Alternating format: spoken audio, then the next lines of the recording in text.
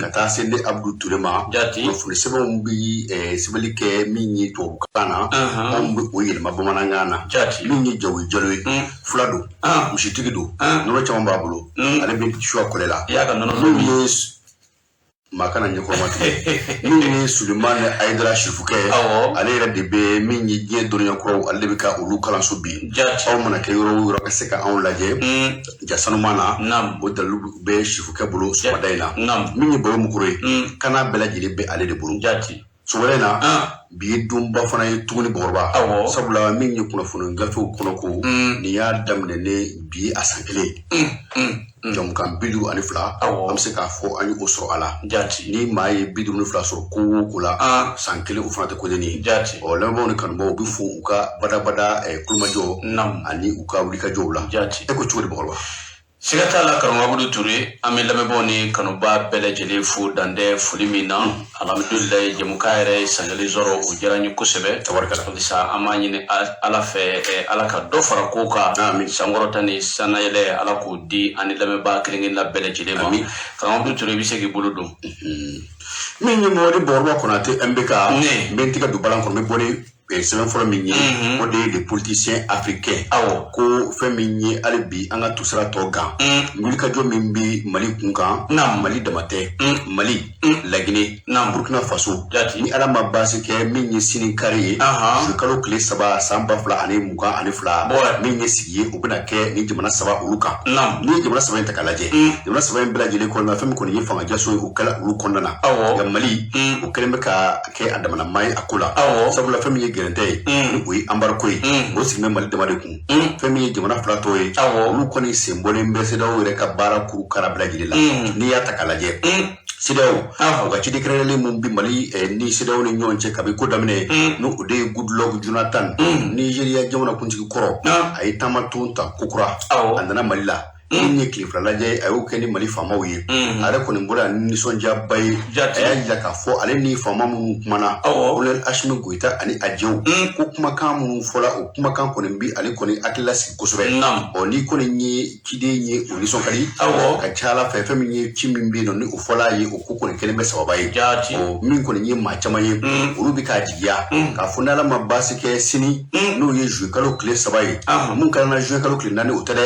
min ye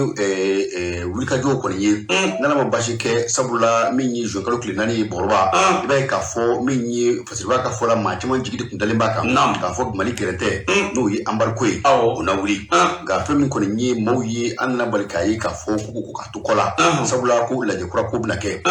Mali ɲɛmɔgɔw fana de ye wulikajɔ caman kɛ ka kɔn a ɲɛ fɛn minnu bɛ n'o kan ka kɛ n'o bɛ se ka na ni balan ye o baara caman bɛ yen nɔ o ɲɛnabɔla ka ban maa kɔni nisɔndiyalen don kosɛbɛ sabula fɛn min ye Goodluck Jonathan ye ko min ye lajɛrɛ in ye a ye tilifa tama min kɛ yan nɔ o tilifa tama o jaabiw bɛ maa sɛbɛkɔrɔ nisɔndiya mun fana bɛ yen n'o ye wulikajɔ ye n'an bɛ tali kɛ an ka jamana minisiri min bɛ yen n'o bɛ mara cɛbɔli ani mara segin o koɲɛ kunna ale fana bɛ kuma minnu fɔ waati laban in na i b'a ye k'a fɔ o fana sɛbɛkɔrɔ hakili sigi min ye an ka cɛmancɛ fanga wasabulon maaw ye wasadenw olu fana kɔni ye sɛbɛn dɔ olu ye u tɛgɛkɔrɔta kɛ ka sɔn o ma n'o ye min ye kalata sariya minnu bɛ yen nɔ fɛn o fɛn bɛ gun kalata la kalata sariyaw n'a a koɲɛw bɛɛ lajɛlen olu fana ye sɔn kɛ o ma n'o fana y'i bɔ a la min ye kalataw ye minnu bɛ na n'o ye perezidansigi ye n'o ye deputesigi ye a k'u kara bɛɛ lajɛlen bɛnkɛla a waati bɛɛ lajɛlen ka ko k'a damana ka tɛmɛ ko bila ye k'o bɛ kɛ sababu ka kow sɛbɛkɔrɔ nɔgɔya nin ko ye sɛbɛn ye an ye min sama ka bɔ min ye les politiciens africains kɔnɔ maa min y'a sɛbɛn o de ye Alasko ye an bɛ Alasko fo le politicien Namu Bɔrɔba ni dolu bɛ hakili kɔrɔ la an bɛ Alasko fo ka fasiri jɛkulu bɛɛ lajɛlen fo karamɔgɔ Abudu Touré ne bɛ n dɛgɛ don ka bɔ ni sɛbɛn ye sɛbɛn min ni u b'a wele ko l'Express de Bamako ale kumanen don dɛ i kumana min kan halisa olu bɛ ka to sira tɔ guwan tɛ dɔwɛrɛ ye dɛ min ye ɲankili min d'a mɛ ka ɲɛsin an ka Mali mɔ CEDEAO fɛ ni o ye embargo ye ko n'Ala ma baasi kɛ min ye juillet kalo tile 3 nata in sini san 2022 ni o ye sini ye min kɔni embargo k'a bɛ sɔn ka wuli ko nka a ye mɛn k'a fɔ sa min ye Niger jamana ɲɛmaa ye Mohamed Bazoum ka fara min ye Kɔnɔwari jamana ɲɛmaa ka Alassane Dramane Ouattara k'a bɛ komi min kɔni ye finitigilakaw sɛbɛkɔrɔ ka ko min ye nin jamana ɲɛmaa fila ye min ye karamɔgɔ Abudu Ture a yira k'a fɔ CEDEAO mɔgɔw ka laɲini kun tɛ dɔwɛrɛ ye fɛɛrɛ ni dabali ka kɛ yalasa min ye kalata ale boloda cogo bɛ se ka yira cogo min na wa ka tila ka sinsin yɔrɔ sɔrɔ a kan k'a yira k'a fɔ min ye kalataw ye u bɛ se ka kɛ o siratigɛ la sa min kɔni ye colonel Assimi Goïta a ye wuli ka jɔ kɛ min kɔni ye k'i jɔ jɛmɛfɔla jɔyɔrɔ la tɛ dɔwɛrɛ ye min ye sariya kura dɔ ta la min ye kalafiliko kunba ni o ye loi électorale ye k'o kɔni kɛra sababu ye sa maliden bɛɛ lajɛlen yɛrɛ ye o ko labɛn jɛkulu la min kɛra sababu ye min ye politique tɔn ni société civile ni diinɛ ɲɛmaa ye ni maamuru kelen jɛkulu ko bɛɛ lajɛlen ye min ye u fo ko waleɲuman dɔn ko o de siratigɛ la sa halisa min ye colonel Assimi Goïta a ye fɛɛrɛ ne dabali kɛ min ye jɛrɛjɛkulu kura dɔ ka olu sigi min ye jamana sariya sunba kura ni o ye nouvelle constitution ye ayiwa u bɛ se ka sɛbɛn cogo min na o siratigɛ la sa a ye mɛn k'a fɔ min kɔni ye nin bɛɛ lajɛlen kɔni kɛlen ye sa ko min kɔni ye CEDEAO mɔgɔ ye k'a bɛ komi u ye sinsin yɔrɔ sɔrɔ Mali kɔni kan ko k'a sababuya kɛ min Mali ɲɛmɔgɔw bɛ wuli ka jɔ la yalasa an bɛ nin bolo min kɔnɔ an bɛ se ka bɔ nin kɔnɔ cogo min na yalasa ka na jɛmu fanga ale kɔnɔna na cogo min na karamɔgɔ Abudu Ture o de siratigɛ la sa a yiralen bɛ k'a fɔ sa min kɔni ye Niger jamana ɲɛmaa Mohamed Bazoum ko nin ko kɔni bɛ ka min ye a dabali ban ko nka ko ti ɲɛ min kɔ laɲini yɛrɛ kun ye minnu ye n'olu sabatira ka ban ko wajibiyalen don ka fara CEDEAO jamana ɲɛmaa tɔw kan yalasa fɛɛrɛ ani dabali bɛ se ka tigɛ cogo min na ɲangili cogo min bɛ Mali kan o bɛ se ka bɔ Mali kan cogo min na o tɛmɛnen kɔ ka bɔ yen min ye Alassane Dramane Ouattara ko ale fɛnɛ ko cogoya foyi tɛ ale bolo bilen koyi ko baw a wajibiyalen don ka fara CEDEAO jamana ɲɛmaa tɔw kan yalasa min ye ɲangili cogo min da mɛ ka sigi an faso Mali kan ko ɲangili o bɛ se ka wuli cogo min na min ye karamɔgɔ Abudu Ture ko maliden bɛɛ lajɛlen kɔni zigi ma kan k'a yira k'a fɔ n'Ala ma baasi kɛ sini embargo min kɔni da mɛ ka sigi Mali kɔni kan hali n'a bɛɛ lajɛlen kɔni ma wuli ko dɔ kɔni na wuli yalasa ka se ka dɔdɔli kɛ min ye furanjɛla fanga ɲɛmaaw nɔfɛ cogo min na ne fasiri kɔni sɛbɛnna min ye l'SOS de Bamako ale fasiri jɛkulu bɛɛ lajɛlen fɛ min ye Mɔdi Bɔbɔba Konate MBK n'o de f'i ɲɛna ni ye Sɛkili Fara ye ka maa min kun suwa an kɔrɔ k'u ka janfa banna sira foyi t'a la ni tigɛ don balan kɔnɔ bɛ bɔli sɛbɛn ye an ko mun ma ko l'indépendant ni o ye yɛrɛmabila ye ni o ye min ɲininka min ka to i yɛrɛ ma maa ka daga kana turu i da la ko an ka taa de min ye Nations Unies na Conseil de sécurité ɲɛsɛgɛnna ni tɔnba ka bolofara min bɛ yen n'o bɛ kana ko kunna ko olu kɔni ye ɲɔgɔn ye kɛ ɲɔgɔn ye min bɛ yen n'a bɛ kɛ diɲɛsɛtigi jamana olu yɛrɛ dama de bɛ ɲɔgɔn ye jamana 15 don min ye nin ɲɔgɔn ye a kɛra ka kɛ ni juin kalo o tile 30 ye san 2022 u ka wuli ka jɔ min bɛ yen résolution 2640 o bɛ tali kɛ MINUSMA n'o ye diɲɛsɛgɛnna ni basigi jɛkulu ka bolofara min bɛ an fɛ yan nɔ ko san 1 o dulu ma kura ye baaraw bɛna ta u fɛ ka taa bila fo juin kalo la san 2023 mais wuli ka jɔ ni taa ni ka segin minnu kɛla jamana fila bɛ yen nɔ olu kɔni olu ma sɔn a ko ma o ye anw dɛmɛbaaw ye o ye Russie ye o ye Chine ye n'i y'a ta k'a lajɛ i b'a ye k'a fɔ u maa 15 la 13 bɛɛ olu bɛɛ lajɛlen kɔni sɔnna k'a fɔ min ye nin résolution kura in ye baara ka kɛ ni a ye n'i y'a ta k'a lajɛ ni Conseil de sécurité ka wuli ka jɔ lajɛ i b'a ye k'a fɔ olu bɛ wuli ka jɔ min kɛ kuma dɔw la maaw bɛ kɔni bɛ sɛbɛkɔrɔ ɲugu u ka baara la sabula u bɛ an ka jamana kɛ yan nɔ MINUSMA san 10 jate don dɔɔnin k'a jɛ i b'a ye k'a fɔ o san 10 kɔni kɔnɔna na i b'a ye k'a fɔ i tɛ se ka baara foyi yira n'o ye baara koloman ye k'u bɛ se ka kala turu u kan k'u ye o kɛ u yɛrɛ b'a fɔ cogo min na ko mission multidimensionnelle nka fɛn min ye wulikajɔ kɔni ye a kelen bɛ tɔ k'a jɛ ye sabula olu bɛɛ yan a ti maa fa bali olu bɛ yan dugu kuturu ka jeni a ti o bali olu bɛ yan bololafɛn tunu ani ka maaw yɛrɛ sira tunu a ti o si bali min ye wuli ka jɔ ye i b'a ye k'a fɔ Mali ɲɛmɔgɔ olu kɔni ye u ka jɔyɔrɔ u ye o jira u y'a jira k'a fɔ MINUSMA ka to yan olu tɛ o ko u ti a don gɛlɛya la nka taabolo dɔw bɛ yen fo ka falen k'a fɔ an bɛ sigi aw ka jamana kɔnɔ anw bɛ taa yɔrɔ minnu na an yɛrɛw de b'o fɔ u bɛ bɔ a la n'an bɛ taa yɔrɔ min na aw ni Mali jamana ɲɛmɔgɔ a bɛ sigi a bɛ kuma baara bɛ kɛ nin yɔrɔ ni nin yɔrɔ la an mago b'a la nin yɔrɔ ni nin yɔrɔ la sabula kanabaliya kɔni o ɲɔgɔn ye nin fanfɛlaw fɛ n'o y'i bɔ a la min ye MINUSMA ye k'a fɔ Mali ɲɛmɔgɔw ni Mali fini k'a fɔ u bɛ taa min ye kumaw de ta ka da olu la kuma minnu bɛ yen ni nkalon kuma yɛrɛ kɛrɛkanda don k'a fɔ ni kɛlɛkɛla yɔrɔ min na maa minnu bɛ ni jari warikɛbaw walima bamaciw n'u ye gɛlɛnkɛ da yɔrɔ min na min ye finitigiw n'u yɔrɔ o salo k'a fɔ k'u bɛ taa ka taa daga de sigi maaw de la k'a fɔ ko u bɛ taa dugudenw ɲininka kuma dɔw la ka wari yɛrɛ d'u ma ka nkalon don u da o kɛ adamana sɛbɛn ye k'u bila ka taa walasa manda min b'u bolo n'o ye baara yɛrɛ kuntama ye ka dɔ fara kan kuma bɛɛ k'o baara fana fo ka dabila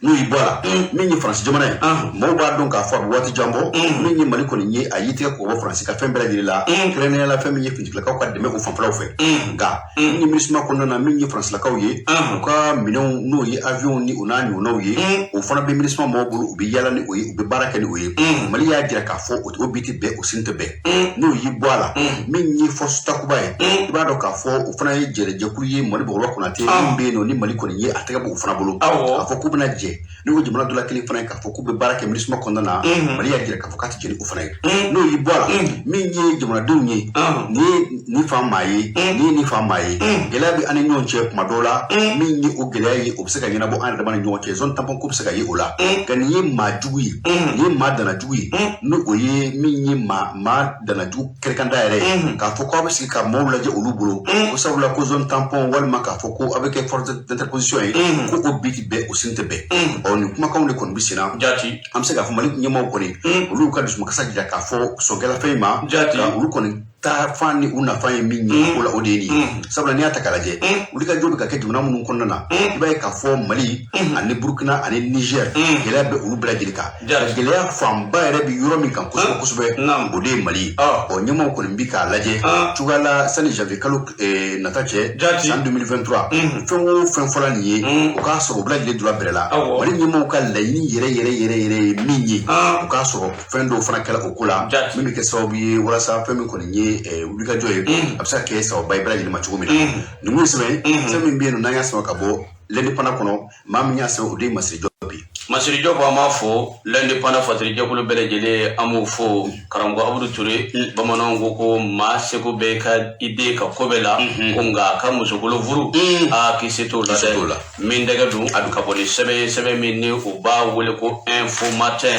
halisa an ka to min ye MINUSMA ka min ye mandat renouvelé kumaw la dɛ a mɔnɔbɔli min ye a yirala k'a fɔ sa juin kalo tile 29 tɛmɛnin san 2022 min ye MINUSMA min ye san kelen kɔni sumana ka fara kan ayiwa o kɔni kɛlen sa k'a ye mɛn k'a fɔ min ye maliden caman ye olu tun bɛ wuli ka jɔ la yalasa fɛɛrɛ ni dabali yɛrɛ ka kɛ min ye MINUSMA a dagajala ka ta ka bɔ Mali da la ko nka min ye malidenw kɔni ye ko maa caman kɔni min ye balala k'a ye k'a fɔ min ye MINUSMA ale ka hakɛ kɔni san kelen farala kan o siratigɛ la sa fasirikɛ b'a ko ale taara min ye malidenw kɔni ɲininka o hakililaw la o siratigɛ la sa a ko ale ye Boubacar Samake kɔni ɲininka ko Boubacar Samake kɔni y'a yira k'a fɔ ko nin ko kɔni ko nin ye ale dabali ban k'a yira k'a fɔ malidenw bɛ wuli ka jɔ la yalasa fɛɛrɛ ni dabali yɛrɛ ka kɛ min ye MINUSMA ye ale bɛ se ka taa ka bɔ an ka jamana kɔnɔ cogo min na ko nka k'a ye k'a fɔ anw yɛrɛ ka faraɲarafanga ɲɛmɔgɔw sɔnna min ye MINUSMA dɔ ka fara ka min ye ni o ye san kelen ye a y'a yira k'a fɔ ko nin kɔni kɛra jigilatigɛ ko ye ko nka k'ale b'a ɲini farafindenw fɛ ko bɛɛ lajɛlen ka fara ɲɔgɔn kan min ye juruba kelen na yalasa an bɛ se ka don da kelen fɛ ka bɔ da kelen fɛ cogo min na an bɛ se ka sebaaya o bɛ se ka sɔrɔ juguw ka cogo min na n'o tɛmɛna ka bɔ yen a ko a ye Yakuba Kulubali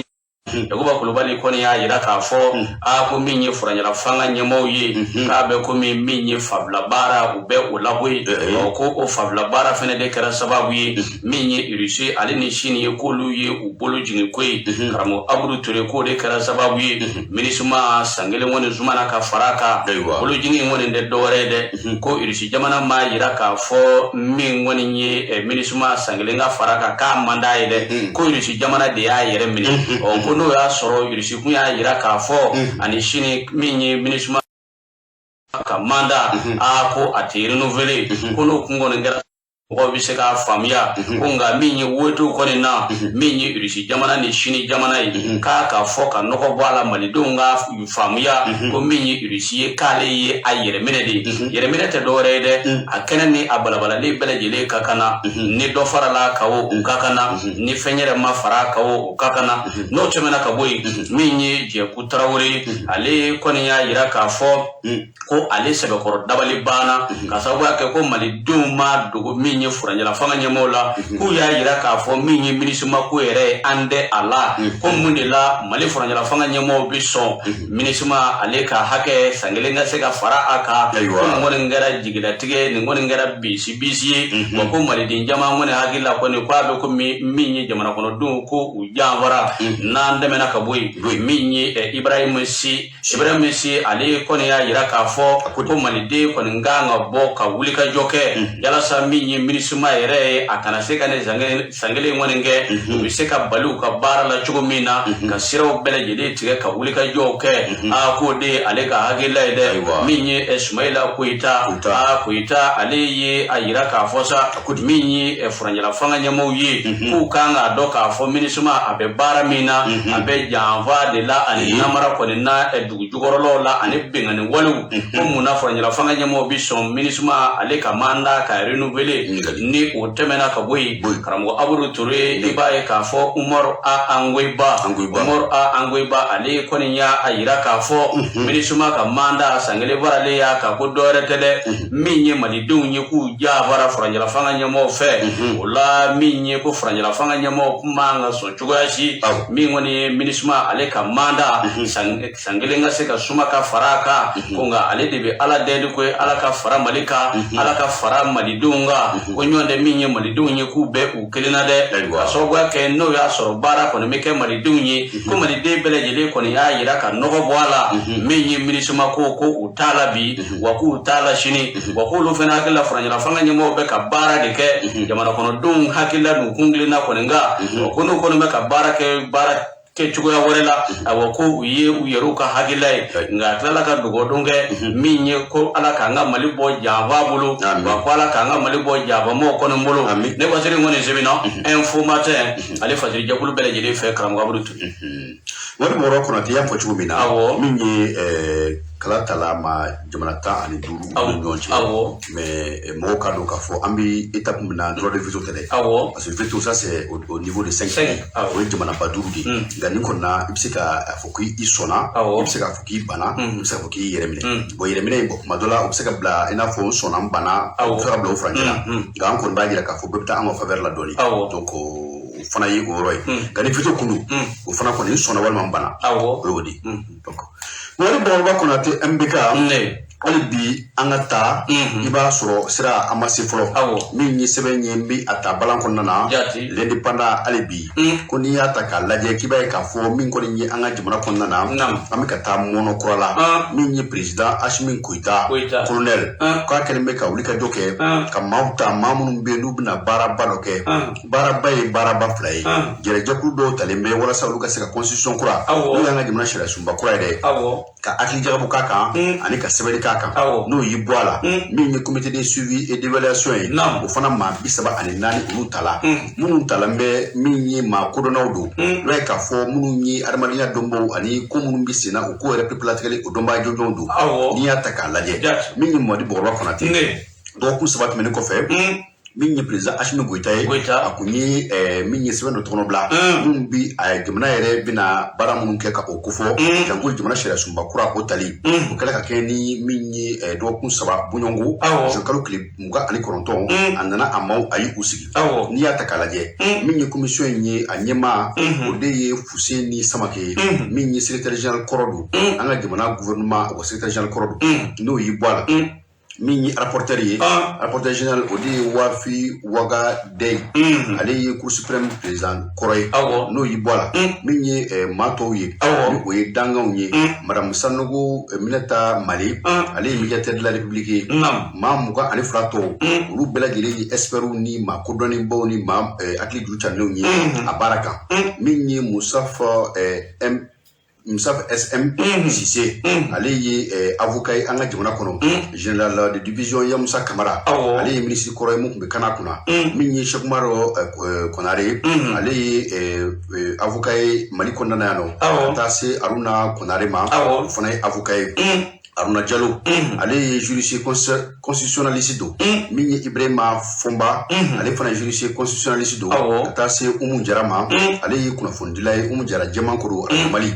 olu bɛɛ lajɛlen fara ɲɔgɔn kan minnu ka taa fara min ye jamana yɛrɛ kodɔnbaw minnu bɛ yen nɔ n'u bi an ka tabiyaw dɔn n'u ye ɲamakalaw ye ani minnu bɛ yen n'u bɛ administration yɛrɛ ɲɛdɔn kosɛbɛ ani sɔrɔ dɔnbaw ka taa se min ye diɲɛ kunnafonidi kura sira olu dɔnbaa ŋɛnaw olu de farala ɲɔgɔn kan walasa ka se ka nin baara kɛ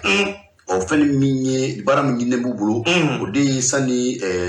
nin kalo tile n k'a fɔ uti kalo tile 15 cɛ kalo yɛrɛ caman cɛ waati o k'a sɔrɔ o ye fɛn dɔ sɔrɔ mun fara ɲɔgɔn kan ka t'o di président ma président fana ka hakili jagabɔ k'u kan walasa k'a lajɛ cogo min na jamana sariya sunba kura a bɛ se ka kɛ cogo min na ka dakɛɲɛ ni jamana ye n'i y'a ta k'a lajɛ constitution kɔrɔ min kun b'an bolo n'o ye sariya sunba ye an ka jamana marabolo bɛ marabolo 19 kan n'i ye Bamakɔ fara ka 20 don o kun to o kɔnɔna na sabula o kun ye marabolo 8 dama de ye Bamakɔ kun b'a kɛ 9 ye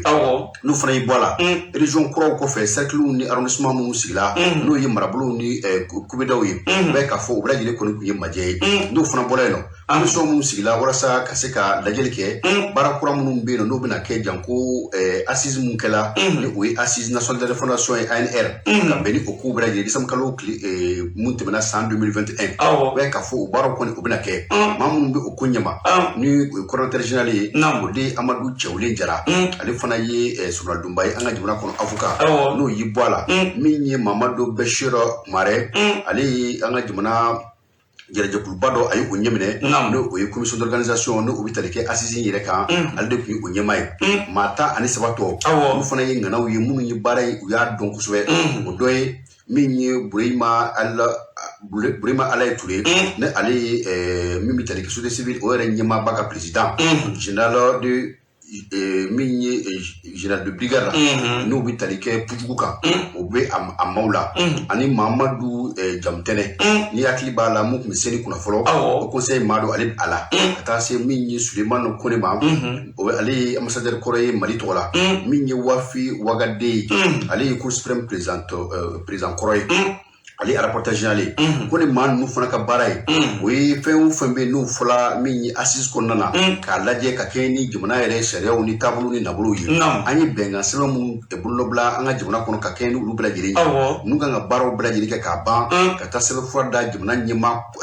ɲɛkɔrɔ walasa fɛn minnu bɛ yen nɔ ni o tɛgɛnɔbilala gasi kana ye fan si la fɛn min kɔni ye kalataw ye n'o ye jamanakuntigi kalata ye o fana katunu bɔlen don min ye février kalo ye san 2022 n k'a fɔ san 2024 n'a fɔ n'o ala ye o jira an kɛnɛ na min ye jamanakuntigi kura ye Mali kɔnɔ o bɛna sigi min ye perepelatigɛli ye o bɛna kɛ ka walawalali kɛ maaw bɛɛ lajɛlen ye don nataw la k'a sigi kɛlen bɛ ka fɛn min kɔrɔ sani o bɛɛ lajɛlen cɛ o de ye sini ye n'o ye juillet kalo tile 3 ye san 2022 n bɛ dugawu kɛ sini ta ye ala k'a diya ni m'o sɛbɛn min bɛ yen n'an y'a sama ka bɔ l'indépendant kɔrɔ maa min y'a sɛbɛn o de ye Musa Sayon Kamara ye indépendant fadirjɛkulu bɛɛ lajɛlen an b'o fo Musa Sayon Kamara an b'a fo karamɔgɔ Abudu Ture ne bamananw ko dibila langari ko ye tandega ma ye dɛ me ndega do ka bɔ ni sɛbɛ min ni u b'a wele ko plume libre ale kumanen do dɛ min ye ka kɛ ni jamana ɲɛma kalafili nata ye min kan ka kɛ san 2024 ko min ye colonel dɔ kɔni ko o laban bɛ sɔngɔna kuluba dɛ ayiwa karamɔgɔ Abudu Ture parce que b'a y'a yira k'a fɔ min ye Faranjala fanga ɲɛma colonel Asimi Goyita min ye kalafili ale sariyaw a ye olu tɛgɛnɔ bila ka kɛ ni juin kalo tile 24 ye san 2022 min ye o baaraw kɔni kɛlen sa a sariya se 155 na o kɔni ye a yira k'a fɔ sa min kɔni ye fintigalaka bɛɛ lajɛlen bɛ se k'i kanbɔ min ye jamana ɲɛmaaya nɔfɛ kalo 4 min ye i bɛ walan sɛmɛ kalo 4 sɔnni ka se kalafili ale wulikajɔ kɔni ma o kɔni kɛlen sa karamɔgɔ Abudu Ture fasirikɛba kɔni y'a yira k'a fɔ ko o kɔni ma yira k'a fɔ donna nataw la maa bi sigi n'a ye k'a fɔ min ye colonel Asimi Goyita ko donna nataw la k'a bɛ se k'i kanbɔ jamana ɲɛmaaya nɔfɛ min ye colonel Sajo Kamara ko maa bi se ka sigi n'a ye fɛnɛ k'ale fɛnɛ bɛ se k'i kanbɔ jamana ɲɛmaaya nɔfɛ min ye colonel major Ismail Wage ko sigi bɛ se ka kɛ n'ale fɛnɛ ye ko a bɛ se k'a kanbɔ min ye colonel Maliki Njaw ye wa ka fara Abdoulaye Mayiga kan ko da kɔni yɛlɛla dɛ ko nin bɛɛ lajɛlen bɛ se k'i kanbɔ jamana ɲɛmaaya nata in na o de la sa maa caman sigalen m'a la k'a fɔ k'a bɛ komi colonel dɔ bɛ sɔn ka na jamana ɲɛmaaya la dɛ o dun kɛlen sa a dun yira k'a fɔ bɛnkan sɛbɛn fɔlɔ min kɛra n'a bɛ wele ko charte de la transition ko nin kɔni bɛ o sɛbɛn kɔrɔ sɔsɔ ka sababu kɛ min ye maître Kasimu Tapo ale ka ɲɛfɔli la k'ale kɔni y'a yira k'a fɔ ko nin kɔni bɛ charte kɔni sɛbɛnkɔrɔ sɔsɔ ko bawo charte y'a yira k'a fɔ min kɔni ye jamana ɲɛmaa ye min ye Faranjala fanga ɲɛmaa ka fara ka ministre ɲɛmaa kan ko olu kɔni tɛ se k'u kanbɔ jamana ɲɛmaaya kɔni nɔfɛ dɛ o ka sababuya kɛ min ye charte kɔni ye ale kɔni ye a yira ka nɔgɔ bɛɛ lajɛlen bɔ a la wa ko bɛɛ lajɛlen ka sigi n'a ye colonel Asimi Goyita ko a tɛ se k'a kanbɔ jamana ɲɛmaaya nɔfɛ ko nka min ye sariya kura min kɔni dalen ye sa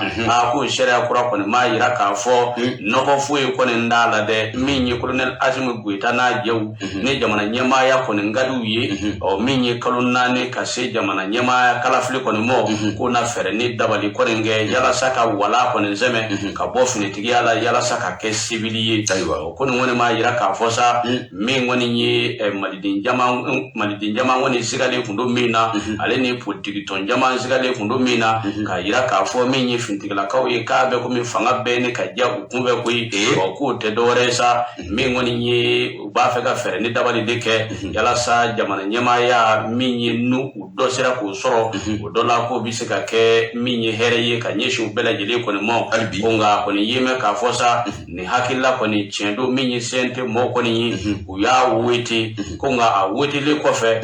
min ye maliden jama ye k'olu bɛ k'u yɛrɛ ɲininka ko ye ko bawo maliden jama kɔni hakili kunna sa fintigilakaw olu tɛ dɔwɛrɛ kɔ dɛ ka fɛɛrɛ ni dabali kɛ yalasa min ye Faranjala fanga ye ka se k'o latɛmɛ ko ɲuman kɔni kɛ n'o kɔni dɛmɛ sa olu na wuli ka jɔ kɛ yalasa min ye u ka lakana baaraw ye ka se ka olu kɔni da tacogo min kɔni na ne Basiri kɔni sɛbɛnna min ye ZC kɔni fɛ a samana ka bɔ plume libre kɔnɔ ZC an b'a fɔ min ye plume libre jakulu y'an b'u bɛɛ lajɛlen fo mais tɛgɛ don balan kɔnɔ bɔra sɛbɛn y'an ko mun ma ko nouvelle libération sɛbɛn kɛba o de ye Musa Ture Musa ko colonel Asimi Goyita k'a na se ka a yɛrɛ bɔ nin ko in na wa sabula fɛn min ye karatu ko caman o de farala ɲɔgɔn kan ni ale yɛrɛ nana a yɛrɛ sɔrɔ o camancɛ la ko n'i y'a ta k'a lajɛ waati laban in na k'i b'i yɛrɛ ɲininka colonel Asimi Goyita fanga in ta furadama ni bi cɛ fɛn minnu kɛla majɛ a yɛrɛ bi a kalama wa n'i y'a ta k'a lajɛ ko a k'a to a hakili la n'a sera ka n'a ɲuman bɔla a ko la o dɔ bɛ n'a yɛrɛ ɲuman ma bɔ a ko la lajɛli cogo ɲuman o bɛ malidenw kɔnɔna na sabula ko caman kɛla ko minnu bɛ yen nɔ k'a fɔ ko olu kɔni ye ko bisibasa ko dan ye o dɔ ye jumɛn ye i b'a ye k'a fɔ min kɔni ye jamana ye kabini kununko coup d'etat o ko kɔni a sɛbɛkɔrɔlen don coup d'etat fɔlɔ o nana kɛ min ye coup d'etat filanan fana nana kɛ o kɔnɔna na colonel Asimi Goyita o nana o sigi fanga la cancala n'i y'a ta k'a lajɛ bi i b'a ye k'a fɔ min kɔni ye tarikuw ye olu bɛ ka a kɔnɔ malidenw yɛrɛw bɛ k'a kɔnɔ kono min yi maraka chugu ma o fana o ka jitin da kusube folla kunungo mati mo kumbe no ulu kono kunjila kilimbe kusube ka fo maraka chu aka jugu wala sa feminyi jimana dungi ko sega bo maraka ke chugu ma ko sega bo onuma o nake nunga fere nake o fere ko fana yi maje no yibwa kuni ya takalaje yoro beno ni makanga sikaji bamba oka kiba ka fo o chama koni kala maje janko chama chafanga ma ulubulu kuni ya takalaje kalanko mali kalanko abi sanju lipo kalanko ayina volonté nu fana na fradama kalanko nyina bolawa mobu uire nyinga jedo nyina san koni iba ka fo min koni nyigila bayo madu karamugo ulu ni gouvernement ni nyonche ga o tisaka kalanko nyina boli kuma o tisaka abane nu fana yibwala ni bararo takalaje mari rabse siri igida barawro bamnu ka do faso to lawo tuma be no lu koni dafile do poe akunjira la na foka do be no ukun dafila kunungo gabi femi nyi tuma fa mawye ona fere an dabalike ko saka olu korta kiba ka fo ukoni kala maje no fana yibwala do kumbe no mi be no no kumka baraka ka ba o do e mi kuma taxi yi se ko fe o fana koni o jola kuma taxi ma o ka saraw ani ma wora mun be no ni ulu fana jagora gena ka bo barala kiba ka fo afla ku ka woro bu mak sani nyina silibache o ko nyina silba koni dabuna ka ba sabula pon kele ani nyewawa ali bi ulu ka dembe o sigile mema kono la ali bi o mo kon bi tan ka sigina mi ngi jiye amadafa ko no yibwala mi nye sumedu bubay maiga ni oye anga jamana afanya makoro ye kiba ka fo okoni oka saya koni kala ko chamai ni malde mu ka uyira yinga kiri bi yoro me kiri kelembe 2 poids 2 mesures de wa vraiment bubay sala kasola chugo sabula min ni bubay asomo ye sula dumbaw dotoro o ma de ka dogo mamu dama dun kuina ali makoro shijo munum be shije shifin kilentu ufarla rubra le dilli ke warsa bubay ka sega bla ta farka yola ga min kunal ashmin goita ana jaw uyi utika flacture okulu kono kusigi feminye ka kena fo utika femme o ko ko ni ufana kala ukachula kuni ni kudi matanda la je ki bi ire yininga bi iba ka fo du dama mun be no ni uru bi ni be minyi bamanchu ani mandana ju uluka minyi minen kono madama mi sara urowla ani adama de la fasa jakulu uluka jo nu ka sebe fro uka kikata chuka mina ko made bi ire yininga kulen ashmi kuita nana sika ayre boni kula wala kuma te ka fo kabna njebo ko refe ko mun ko ni kai le ka fo fenwu freni no kelme maje wati mi sumana me ka de kima moma ukala je uka ado dalakli do ko ni mbino ulu chena ka bokala jibo ni o dalakli bi geleya no ku ka be ko funa shara ko u fanda na ko ka mun ko ni mbino bi no nyinnendo de ka fo femu be no ye maje o majo ka siga dalakli cheni ka chere fana minyi funa ka fo malide sabula dokla negeli dani ka sigi jalaki baliya ani nyanki baliyala kunungu mamun kumbe da ku fuma ko entushabulu matsake mamun na ko mo be alibi ya de tutam ko mali o ni o beta kalaje be ka fo tonje fanga en koni mo koni bi ka tegere ka fo o ga fuku ka bara en belaji ba ka ko fietala ko funa o tise ka fo o sabula ko gori chama mbiro chamana nyi je kul bawi yese ngani tombo ani de mekaton ani munum be lu barba aka wala fasa ulu koni ulu sebe ko njugni be bara en chamana bara mga kebi ni sebe be na ya sama ka bon nouvelle libération on mamnya sebe o de Musa Touré nouvelle libération fate jakulu bele jele amufo Musa Touré amafo kane daba ndebe ndega do ka boni sebe minni uba wuli ko de sorte ale kumane do de alisa angato minye kala filiko ale ekungango kiboro ya kone nasa mingoni ayira ka fo ba foranye tamini anga ministry so minga para benme mara cheboli mo nanye ma be Abdullahi Maiga bulu kolali ni franja fanga nyamo fenaka babu setigido ale kone munyi wuli kone ko tigimo ko mo yala sa ubiseka hagilla fole bolenge chugumina minye kala fili buluda chugoyi ka seka o dajira nyona nyove chugumina usirate gala sa ale kele mu de ministry wala mi ni ubabulu ko ministry ikasa maiga o temene ko ka boyi ministry délégué do fenef mi ni o madame Fatmata Sekou Diko ale fenef me kena kade karanwa budu tere ayira ka fosa minyi mali politique ma maba bele jeli ko mbora minyi hagile fole wala ngoni ye u y'o kɛ hakili falebale kɔni kɔfɛ sa min ye kalafili boloda cogo u y'o dajira ɲɔgɔn na sa o dajiralen ɲɔgɔn na sa ayiwa u y'a yira k'a fɔ min kɔni ye ko ni ala ma baasi kɛ min ye fɛɛrɛ ni dabali bɛɛ lajɛlen natigɛ yalasa min ye jamana ɲɛma kalafili ye o kan ka kɛ min ye février kalo nata la san 2024 Karamɔgɔ Ture ni o tɛmɛna ka bɔ yen ayiwa a yira k'a fɔ sa min ye député kalafili ye n'o ye wasaden kalafili ye ko fɛnɛ bilalen bɛ ka min ye novembre kalo nata in kɔnɔ san 2023 min ye référendum ye ayiwa o bilalen bɛ ka mars kalo nata in kɔnɔ san 2023 ni o tɛmɛna ka bɔ yen Karamɔgɔ Ture an b'a ye k'a fɔ min ye conseil de collectivité ka fara maire kalafili n'a ɲɔgɔnko kan olu fɛnɛ bilalen don ka juin kalo nata in kɔnɔ san 2023 min ye fasiri kɛbaa ye a y'a yira k'a fɔ faranjalafanga ɲɛmɔgɔw ko nin kelen kɔni na u ni politique mɔgɔw k'u bɛ ka ɲɔgɔn faamuya kosɛbɛ hakilila la ko nka ɲininkali bɛ yɔrɔ min na sa yɛlɛma nin baara minnu bolodalen don u na se k'a kɛ a kɛcogo la wa ka sababuya kɛ min ye baara in kɔni a cɛ ka ɲi kosɛbɛ a taara min ye maliden jama bɛɛ lajɛlen hakilila fɛ ko yɛlɛma a tɛna da kuma ni sɛbɛnni dama ma wa ko maliden caman olu sigalen don la halisa o la k'u b'a ɲini faranjalafanga ɲɛmɔgɔw kɔni fɛ fɛɛrɛ ni dabali bɛɛ lajɛlen ka tigɛ joona joona yalasa min ye nin baara bolodalen n'u kalafiliko kun kan a bɛɛ lajɛlen ka se ka bɔ a sira ma cogo min na ka sababuya kɛ min ye Mali a bɛ dengɛ min dala nin waati na k'a sɛbɛkɔrɔ ka dun gɛlɛya k'a ye mɛn k'a fɔ foyi ma se ka bɔ gɛlɛya la yan don o don k'a bɛ komi don o don dɔɔni de bɛ ka fara gɛlɛya kan o la ko fɛɛrɛ ni dabali bɛɛ lajɛlen ka tigɛ sa an bɛ nin bolo in min yɛrɛ kɔnɔ an ka se ka bɔ nin bolo in kɔnɔ cogo min na yalasa an bɛ se ka segin jɛmu fanga kɔni mɔ ne basiri kɔni kɛra min ye OAM kɔni fɛ a samana ka bɔ le sorti kɔnɔ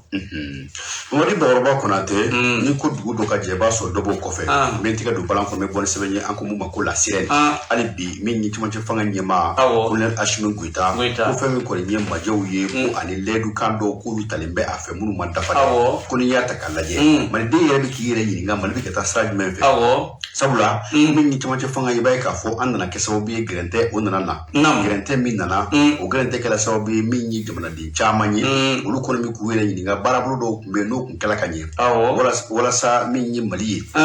a ka se ka don bolo ɲuman kan ko o tun bɛ kɛ sababu ɲuman ye walasa kosɛbɛ jamana ka se ka wuli ka jɔ a sen fila kan ko ni ye a ta k'a lajɛ k'i b'a ye k'a fɔ min kɔni ye kuma caman ye o fɔla o kɛla majɛ ye i b'a ye k'a fɔ min kɔni ye jamana yɛrɛ kɔnɔna na minnu bɛ yen k'a fɔ ko olu bi sariya ko olu ɲɛma ani maa minnu bɛ adamadenw ka hakɛw lafasa i b'a ye k'a fɔ olu kɔni sɛbɛkɔrɔ diminen don bi ko o dɔ ye min ye Yakuba Takile n'ale ye ntɛmi ɲɛmaa ye k'i b'a ye k'a fɔ a bɛ waati janba fɔ central syndical min bɛ yen nɔ ni o ye baarakɛlaw ka lafasajɛkuluba ye an ka jamana kɔnɔna na ko olu kɔni kɛlen bɛ k'u ta kɛ u da kɛ u bunbo ye sabula u ye fɛn caman bɛ yen nɔ u kun fɔla u kun bɛnna o kan nka u bɛɛ lajɛlen kɛla majɛba ye k'o dɔ ye min ye EPA ye ni EPA bɔra yen nɔ OPAM fana o fana ye o dɔ ye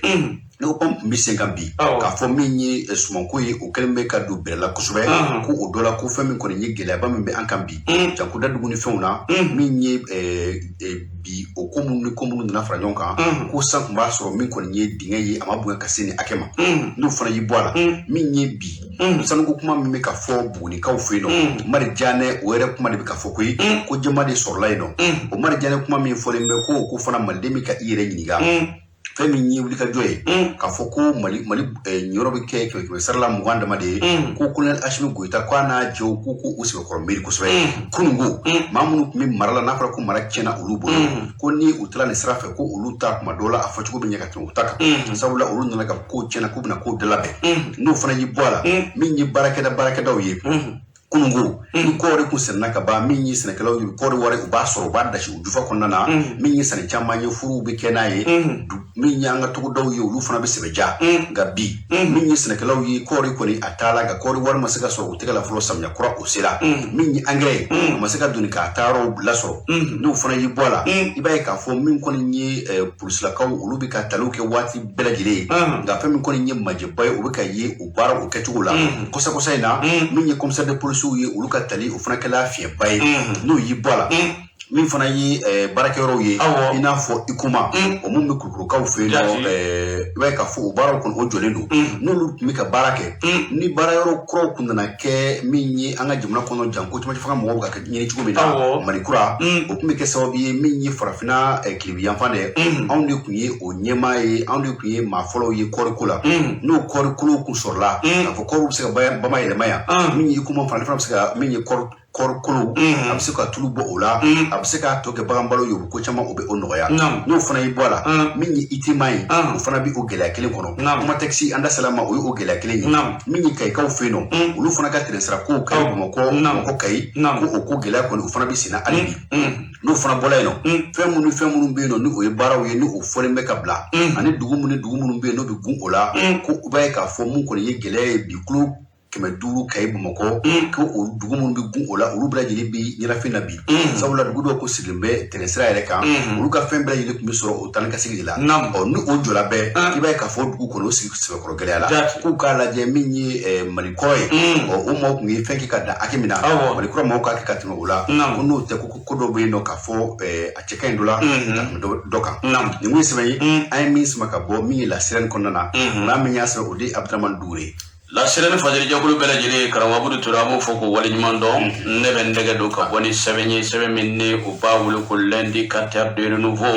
bamananw b'a fɔ bamanankan la a dara n'a man jugu dɛ nka a ka kɛ nzɔnye ye o de ka jugu min ye ɲɛnakaw ka belebeleba min ye Dr Kalilu Dumbiya a kun yira k'a fɔ min ye secrétaire général kɔrɔ kun don présidence la waati min bandaw kun bɛ yen o siratigɛ la sa a yira k'a fɔ min ye jalakili dɔ kɔni dara ka ɲɛsin ani maa dɔw ma ka yira k'a fɔ Dr Kalilu Dumbiya k'u kuma fɛ ka fangajaso kɔni labɛn min ye furanjɛla fanga ale ɲɛmaaw la sa o siratigɛ la sa min ye Dr Kalilu Dumbiya ye a minɛna min ye kalo 10 a y'o de kɛ kaso la a datugulen don wa halisa Dr Kalilu Dumbiya a datugulen don Bamakɔ kasobonba la karamɔgɔ Abudu Ture a ma bila dɛ o de siratigɛ la sa Kalilu Dumbiya maa minnu bɛ a dɔn olu bɛɛ lajɛlen b'a dɔn k'a fɔ nin baara masina ninnu kɛli kɔni ka gɛlɛn Kalilu ma a dɔn b'a la jɛnjɛw y'a yira k'a fɔ ko Kalilu Dumbiya hakilila min bɛ a la faso baara la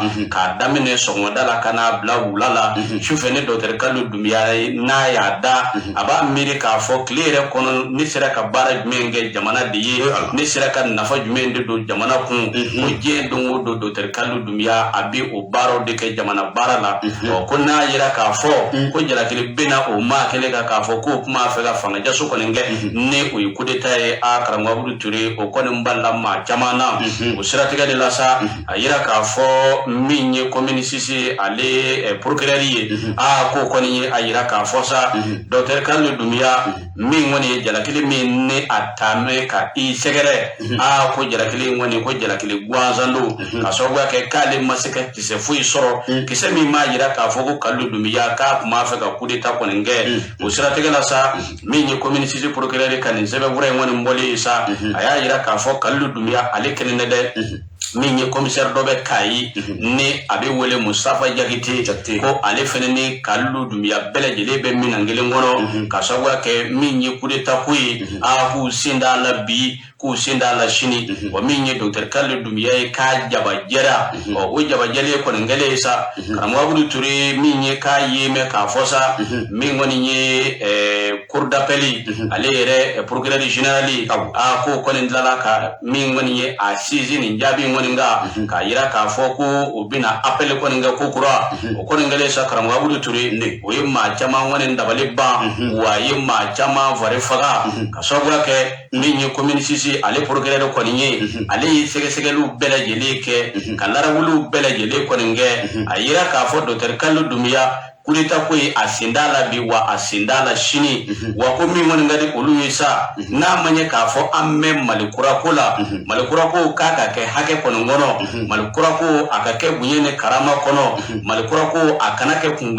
kunkolo ko ye Malikura ko a kana kɛ maa ko ye Malikura ko a kana kɛ taasira ko ye o la fɛɛrɛ ni dabali ka kɛ sa Dr Kalilu Dumbiya n'a ma ɲɛ k'a fɔ kalo 10 jɛlen a y'o de kɛ kaso la sɛgɛsɛgɛliw kɛra a yirala k'a fɔ k'a kun t'a fɛ ka fanga jaso kɛ o la min ye ko ne malikura ko kuma n'a bɛ ka fɔ ni tiɲɛ ko nin don fɛrɛ ni dabali bɛɛ lajɛlen ka tigɛ koyi Dr Kalilu Dunbiya ka se k'a bila ka na a ka denbaya la cogo min na ka sababuya kɛ ko min kɔni fɔra a la ko tiɲɛ tɛ a la dɛ ko kiiri tigilama dɔw ka jaabi yɛrɛ don ne Basiri kɔni kɛra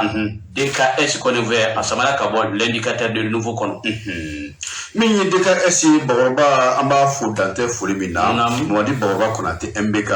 min ye i y'a fɔ cogo min na a dalanna o man jugu ka n'a kɛli i sɔn ye o de ka jugu kiiri tigilamaw u yɛrɛ dama bɛ ɲɔgɔn ka baara kɛ cogo dɔn n'a yera k'a fɔ k'a jabajɛlen don ka ban u kan ka taa sira min fɛ olu yɛrɛ fana bɔ min ye Mamadi Bakɔrɔba Konate min tɛgɛ don bɛ bɔ ni sɛbɛnɲɛnkumu ma hali bi ko la sirɛn ko min ye Kulubata san 2024 ka kelen tɛ ɲuɲu ani ɲɛɲɛ ye ka ban wa min ye wulikajɔ i b'a ye k'a fɔ min ye Maître Kasumu Tapo min ye Adima o fanga ɲinitɔn o maa don k'a kɔni a bɛ ka bɔ a bɛ ka kuma a bɛ ka ɲɛfɔli kɛ fɛn min kan kosɛbɛ o de ye k'a fɔ k'a ti bɛn a bi ti bɛn a sen ti bɛn ko fɛn min kɔni ye sariya sɔsɔ ye ko o da kelen ko o bi min cɛmancɛ fanga ɲɛmaaw k'a bɛ o kɔnɔ dɛ ko sabula k'u bɛ fɛ ka fɛn min kɛ n'o de ye k'a fɔ min ye Colonel Asimi Goita walima a jɛ dɔ u k'u kanbɔ fanga nɔfɛ k'i b'a ye k'a fɔ ko kɔni ye ko ye ko min ye ko bɛnbali dama ye o fɛn min cɛmancɛ fanga wasabulon ɲɛmaaw ye olu ni wasadenw ko u ye sɛbɛn dɔ bɛ yen nɔ u y'o tigɛ nɔ bila n'u bɛ tali kɛ ka taa yɛrɛ sariyaw n'a fɛnw bɛɛ lajɛlen kan ko o baara min kɔni kɛra u fɛ o baara in k'i b'a ye k'a fɔ fiɲɛba b'a la ko nka fɛn min ye Maître Kasumu Tapo ye Adama tɔndenya kɔfɛ k'i b'a ye k'a fɔ a yɛrɛ ye adamana tɔn sigi n'o fana ye min ye fanga ɲinitɔn ye n'o ye Murema ye nka maa caman kɔni bɛ ka siga parce que b'a ka fɔ la k'a fɔ fɛn min kɔni ye Kasumu Tapo ye ko a dɔ bɛ dɔ la ko ale yɛrɛ kɔni bɛ ka nin baara ni wulikajɔ fɛn fɛn kɛ k'a bila lajɛlen bɛ ka kɛ ka gun fɛn min ye fangakɔrɔ binnen o masɔnna maaba dɔ la n'o ye ne bɛnkɛ Alama hinɛ na Ibrahim Boubacar Keita ale ka premier ministre kɔrɔ ni o ye dɔgɔtɔrɔ Bubu Sise k'a b'i n'a fɔ a bɛ ka baara kɛ o ka min ye danganiya kɔnɔna na a bɛ ka ko ni wulikajɔ fɛn fɛn k'a bɛ ka kɛ o ka bonya ani o ka makama o de kɔnɔna na cogoya min na min ye wulikajɔ ye o bɛ se k'o kɛ min ye fanga ɲini ye hali n'a ma se k'a ɲini fanga ɲini jɛkulu wɛrɛ tɔgɔ la ale ye min sigi nata in na n'a bɛ se k'a kanbɔ a k'a kanbɔ o ye walasa Mali kɔnɔna na fɛn min ye jamanakuntigiya ye a fana bɛ se k'o fara da cogo min na ka taa nata la min ye san 2024 février kalo o kɔnɔna min kɔni ye jamanadenw ye maaw fana bɛ k'u sigi k'a ko lajɛ fɛn min kɔni ye kati ye a b'i n'a fɔ min kɔni ye maa caman bɛ yen nɔ min ye hakilila kɔni b'olu la min ye kurubasigi ka se ka tɛmɛ ni a ye walima ka a nɛnɛ nin kun ye sɛbɛn ye sɛbɛn min bɛ yen n'an y'a sama ka bɔ lasira nin kɔnɔ maa min y'a sɔrɔ o de ye dugu fana Keita ye la sirène fatiri jagulu bɛɛ lajɛlen an b'u fo karamɔgɔ Ture ne bɛ n tɛgɛ don ka bɔ ni sɛbɛn ye sɛbɛn min ni u b'a wele ko révélation ko dugulenw k'u da kɛnɛ kan min ye nin kɛra bɛnkanni wale ye bɛnkanni wale min ni ale kɛra min ye site UNICEF kɔni na sa karamɔgɔ Ture a yira k'a fɔ jumadon su ka taa bila min ye sibiri kɔni na sɔgɔmada nɛgɛ kanɲɛ 3 waati a ye mɛn k'a fɔ cɛ dɔ ale n'a muso k'u to mobili kɔni kɔnɔ u y'a ye k'a fɔ min ye mototigi dɔw kɔni ye u bɛ k'u dɔ o kɔni kɛlen sa min kɔni ye mobilitigi ye ale ye fɛɛrɛ ni dabali kɔni kɛ a terikɛ dɔ kɔni bɛ min ye ni o ye polisi ye ayiwa Sebenikɔrɔ a ye fɛɛrɛ ni dabali kɛ ka se ka ale wele cogo min na ko n'a ma fɛɛrɛ ni dabali kɛ min ye ko mototigi dɔw kɔni dalen bɛ olu nɔ kan wa ko siga t'a la dɛ u b'a fɛ ka fɛɛrɛ ni dabali kɛ bɛnkanni walew ka se ka o fari da o siratigɛ la sa o y'a sɔrɔ sa terikɛ polisi in yɛrɛ olu tun bɛ dɔdɔlu kɔni na munumunu zalo la dugu kɔnɔna na ka larawuliw kɔni kɛ ni o ye patrouille ye o kɛlen a ye terikɛ in ɲininka yalima e bɛ fa jumɛn terikɛ y'a yira k'a fɔ min ye Ɲamakɔrɔ site UNICEF fanfɛla fɛ ne bɛ yen wa o kɔni kɛlen sa patrouillekɛlaw olu ye fɛɛrɛ ni dabali kɛ teliya la u ka mobili kɔni ka a ɲɛsin min ye site UNICEF sira kɔni mɔ ni o ye Ɲamakɔrɔ ye ka se ka duuru don fiɲɛ na teliya la o siratigɛ la sa mobilitigi ni mototigi ninnu kɔni u tora munumunu zalew kɔni na cɛ bɛ mobili kɔni kɔnɔ a bɛ ka ɲɛfɔli kɛ polisiw ye telefɔni kɔni o yɛrɛ ma se ka tigɛ koyi n'a terikɛ polisi in ko a ma ko karisa fɛɛrɛ ne dabali kɛ ka telefɔni tigɛ a b'a fɔ ayi min ye crédit o bɛnw an ka kuma o kɔni tora o kuma kɔni na sa koman ye min kɔ min ye mototigi ninnu kɔni ye o bolila ka na moto kɔni jɔ min ye maa kofɔli ninnu ɲɛ o moto kɔni jɔlen u ɲɛ sa u ye fɛɛrɛ ne dabali kɛ k'a ɲini u fɛ telefɔni telefoni mini me u bolo ka fere ne dabale ke ka telefonu ndi ko ne ngade chena muso u bele jele telefonu ko ndi bolo na nafulu minu vena be u bolo u yorola u ye u ko ndi sonu ko bo u jorola pelingitu minye polisu ko ni ulu nanu jo ka mobli la ulu kele kan jo ka mobli la sa mi ngoni ye ma kele ngoni mi a yoro ere la ko na u ye fere ne dabale ke ka seka u ko mine o mine ni ko feza minye telefoni ni bolo la fe minu memma ko fole numbulu jatige ni yere ni boli yere ko ne ve we fere ne dabale ke ka o bele jele ko ne vle ka bo u bolo o la kwa bi nyine malite bele jele ko ne ve jando yere la kwa ango fara anda bulu ko ne nga yala watu be adamade ko ne na minye sogono dun watu fene be adamade la o la minye ka bi nyine alisa fintigala ko fe ko ka u foku wal nyimando minye chesiri ye u ka do fara u ka alisa parce que ngoni zebina a o kon ve a sabana ka bo min ngoni la révélation à l'économie minni aw ama former la révélation bela de fu ko garjege nyini ngo dugo bita be ma woreda gela minni anga tamadon ulu soro minni nga fo marko jamana ka o gela en ko ni abeto maw akilla ina fo minni klisikani minni anga jamana dum mali demate farafin jamana dum du ko ulu bitama be faraje jamana o mage jango maroko ale jamana ye farafina jamana do mu fana ni faraje la jamana o bidanche bo directement na ni o Espagne ni maw ma keme ani ma bisaba ani